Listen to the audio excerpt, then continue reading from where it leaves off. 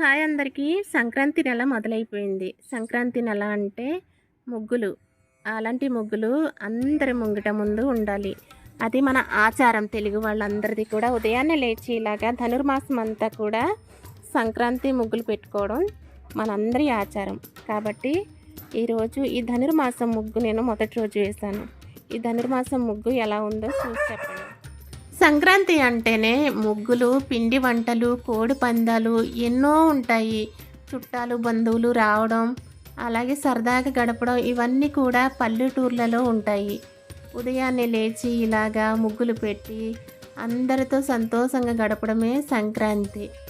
అలాంటి సంక్రాంతిని మనమంతా కూడా చాలా ఆనందంగా చేసుకుంటాము.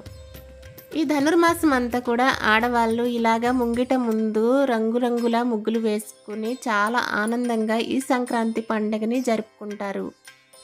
ఈ సంక్రాంతికి అమ్మవారు మన ఇంట్లో కూడా కొలువై ఉండి అందరికీ ఆయురారోగ్యాలు సుఖ సంతోషాలు కలిగించాలని మనస్ఫూర్తిగా కోరుకుంటున్నాను. ఇలాగే ఆడవాళ్ళంతా కూడా ఈ ధనుర్మాసం అంతా కూడా ఇలాగా రంగురంగుల ముగ్గులు వేసుకుంటూ సుఖ సంతోషాలతో ఉండాలి.